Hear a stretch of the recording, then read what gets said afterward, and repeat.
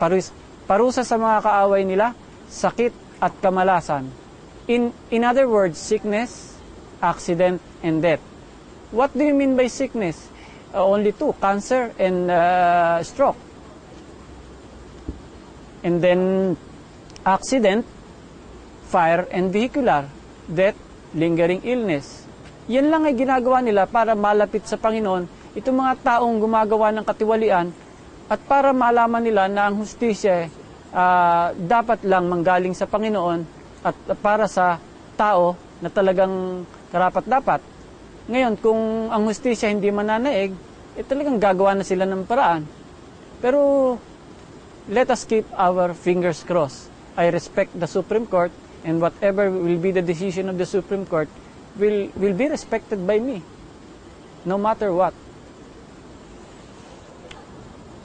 Judge Floro, ano ang pinakamalaking ebidensya o patunay na sinasabi mong number 5 ka na psychic dito sa Pilipinas? Mahirap sagutin yung tanong nyo, pero siguro pwede kong patunayan yan sa pamamagitan ng mga predictions ko na naganap at ng binigay sa aking kaloob. Alam niyo po, dito sa Angat, dito sa tinatawag na Angat Dam, pero actually Bustos Dam ito, Bulacan, meron po 5 taon na ako nag-aalay dito ting Biyernes. Hindi ko ginagawa yung pag-aalay na yon para laro o pamahiin. Ginawa ko yon ting Biyernes, and even during office hours, after office hours sa RTC Malabon, para maalala yung mga kaibigan ko na talagang gumagawa lahat ng paraan para ipagtanggol ako at magbigay ng mensahe sa mga tao. So tuwing Biyernes, nag-aalay ako dito at dito ko na isulat at nailahad lahat ng mga predictions na naganap sa mga ibang tao laban sa katiwalian. Ngayon, ako'y pinili nila sa milyon-milyon tao na maging instrumento nila, hindi lang sa paglalahad ng magaganap, kung hindi sa pagtatanggal din ng sakit ng isang tao. Alam niyo po, kasi sa psychic phenomena o sa hindi pangkaraniwang kaloob sa mga tao, maraming klase ang psychic phenomena. Merong tinatawag na psychokinesis, kamukha ng pagbebend ng kutsara, pagpapatay ng ilaw, o kaya yung iba naman nakikita nila kung ano tatama sa loto o kaya sa weteng. Yung iba naman nakikita kung babagsak ang eroplano, nakikita nila yung mga multo, o nakikita nila yung ganito't ganyan, nakakahula sila ng mga numbers, o may iba naman na ang IQ 145, 150, o may genius. Napakarami. Hindi lang sa music, hindi lang sa arts, kung saan saang mga fields ng arts and education. Pero para sa akin, kahit anong magawa mo, kahit na pwede mong madiskubre ang mga hindi pangkaraniwang mga bagay o makita ang hindi nakikita ng iba, ang pinakamataas na psychic phenomena, hindi lang yung pagpapatay ng ilaw o pagdidiskubre ng babaksak na eroplano para mga tao hindi mamatay, kundi yung pagtatanggal ng sakit. Yung pagtatanggal kasi ng sakit, yun ang pinakamataas na kaloob. In fact, sa Bible natin, the highest form of healing is the healing by our Lord. Wala siyang ginawa kundi kamay lang, laway, o kaya paghipo niya sa isang tao na wala naman hilot, walang kahit na ano, walang dasal, at minsan langis.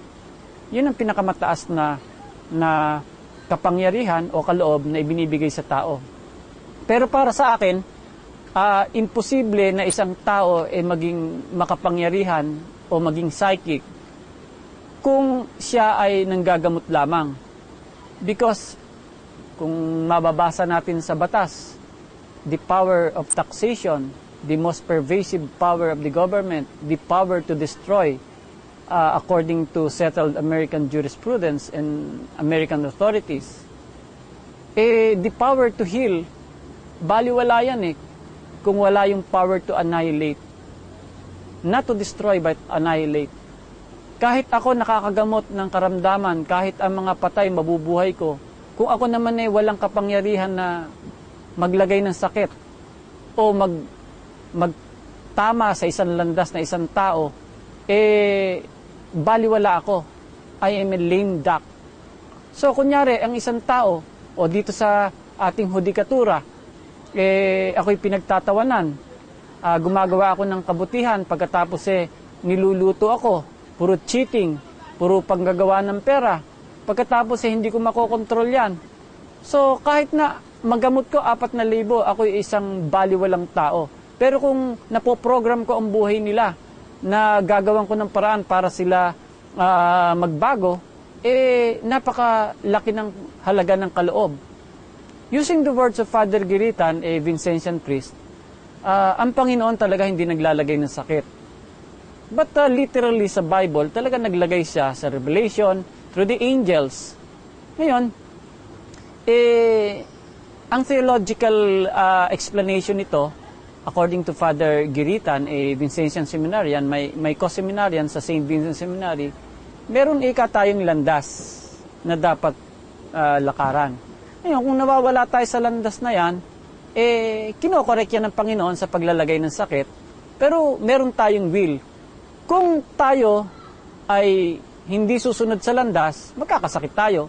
Pero meron tayong free will, tayo pa rin ang magdidesisyon kung tayo ay pupunta dito, pupunta dyan, kung magnanakaw o hindi, kung mga ape o hindi, kung manloloko o hindi. So, mapakarami niyang klase ng pag-aalis sa landas. Ngayon, pagka wala tayo sa landas, nandiyan na yung sakit, aksidente, lahat. Kaya nga yan ang kaloob na binigay sa akin, na iprograma ang buhay ng isang tao, hindi lang ang buhay niya, kundi buong pamilya niya. Kasi alam niyo po, ang paglalagay ng sakit para mabalik sa Panginoon, hindi lang yung tao, kundi inuuna muna yung asawa, yung mga mahal na sa buhay. Kaya lahat yung mga nakaaway ko, ang inuuna muna nilalagyan sakit, yung mga asawa nila na hospital, tapos yung mga anak nila, nagkakagaso sila, at ultimately sa kanila, cancer, stroke, accident, vehicular fire, and lingering illness. Alam nyo, kasabihan nga, ars longa, vita brevis. Napakahaba ng arts, pero ang buhay natin, kakapiraso lang. Sandali lang tayo sa mundo.